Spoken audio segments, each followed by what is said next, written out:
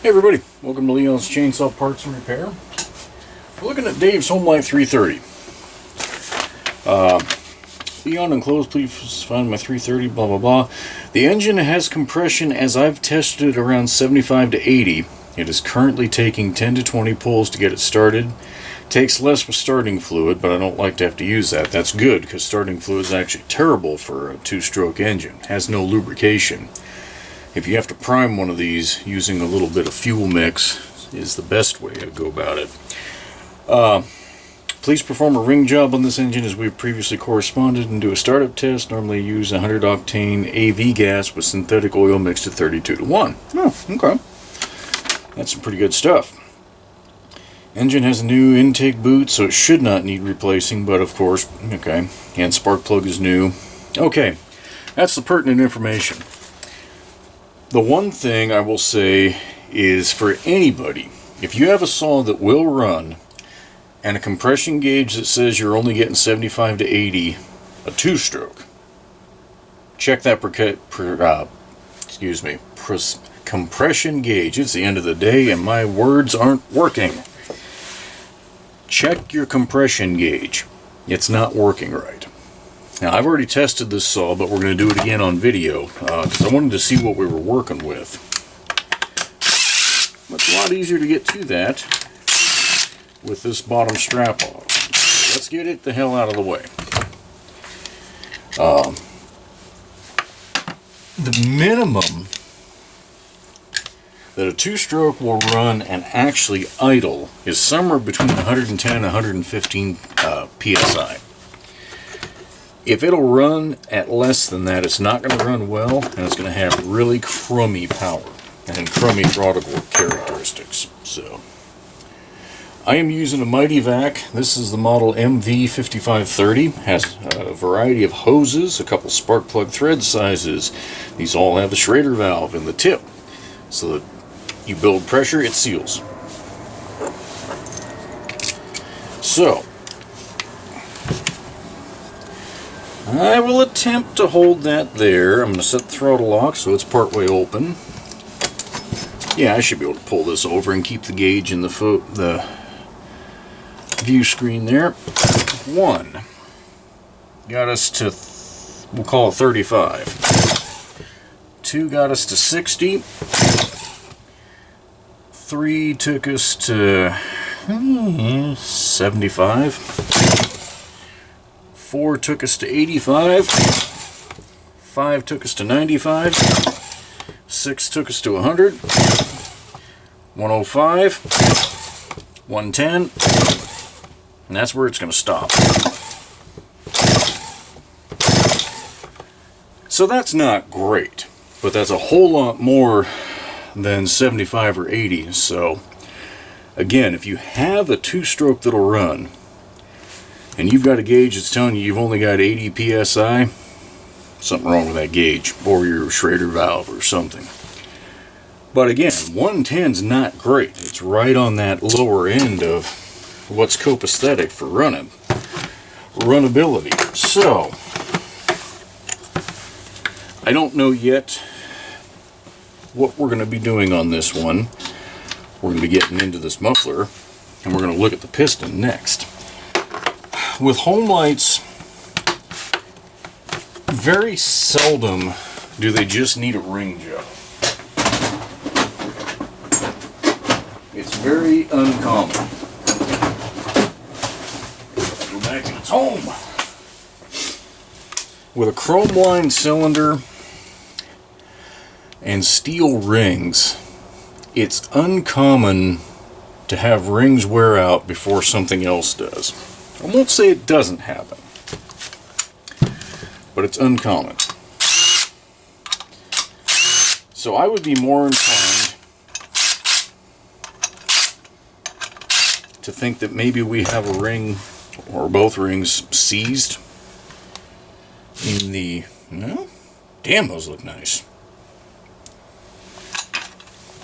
Take a look at that cylinder. Or, excuse me, piston and rings.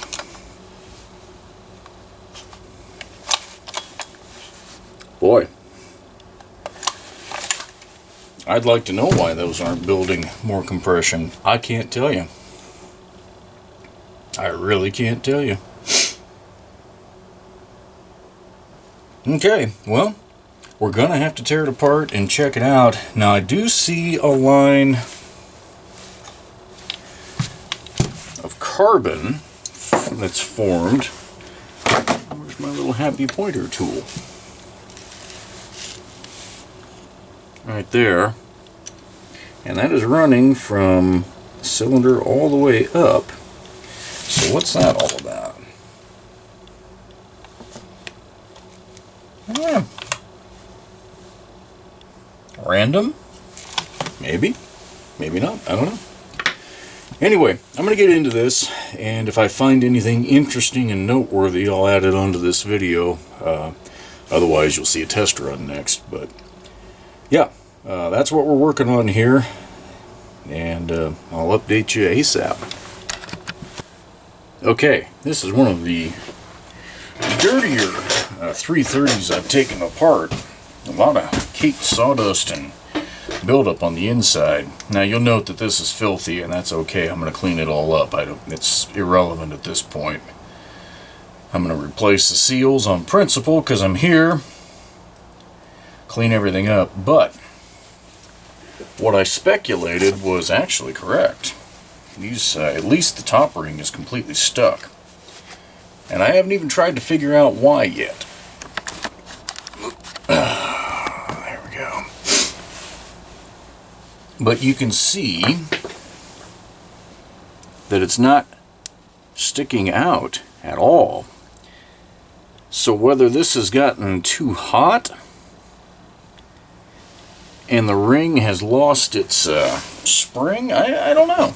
I just don't know. The lower one is loose. That upper one is only minimally moving. So that's why it's low on compression. Alright. God, it's like it has no tension. I got it to come loose there, but it's just not sticking out. Kind of weird.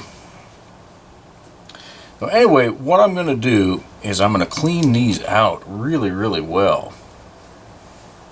The ring grooves. And I'll put a new set of rings in, as I talked about with Dave. And yeah, we'll just see where that goes. The bore looks good. And I can see some light areas of wear. Nothing worse than what I'd expect. And only minimal carbon buildup. That one trace in the exhaust port, a little bit on the, what I would call the hot side of the piston, the exhaust side. I actually think that might be what happened. I think this might have overheated once, but it had good enough lubrication in it that all it did is lightly collapse these rings. I don't know. But I got a lot of cleanup ahead of me. This is a disastrous mess. Got to get this all cleaned up, dried out, find some new seals, rings.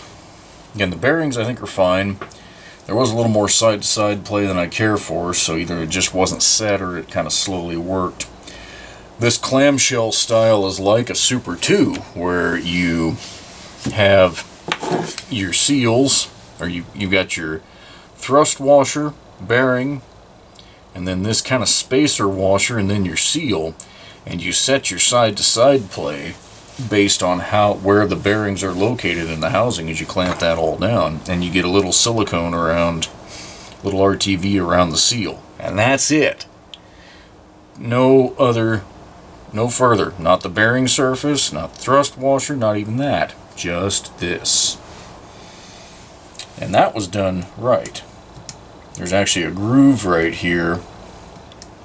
Okay, so they refined this. This groove would hold the this spacer piece right here in the groove. So that's going to actually set your side to side for you so that it can't go wrong. So assuming that's all done right, yeah, all you need to do is put a little RTV around the seals on both sides. Anyway, yeah, that's the goal. The next video of this saw, with any luck, will be a test run. Okay, one more blurb before I actually do knock this off. Got the new piston rings installed.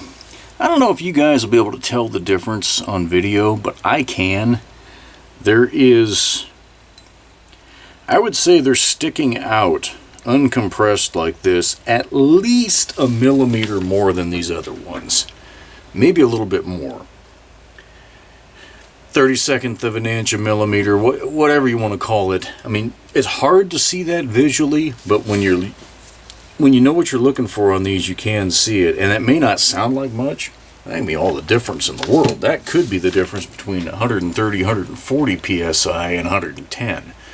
I'm sure hoping for the best. So these are the old rings that came out.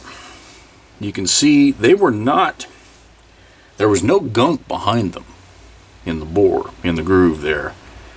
But as you wipe away, it's kind of sticky gummy, and what's not coming off is that black right there. So I'm going to stand with my original theory that these got hot enough they lost some of their tension. I mean, I'm moving that awfully easy there, compressing it.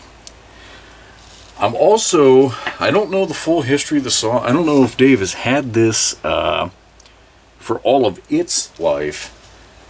I'm not 100% convinced that these aren't an aftermarket ring, because the ones out of the Homelite package were black steel and these aren't.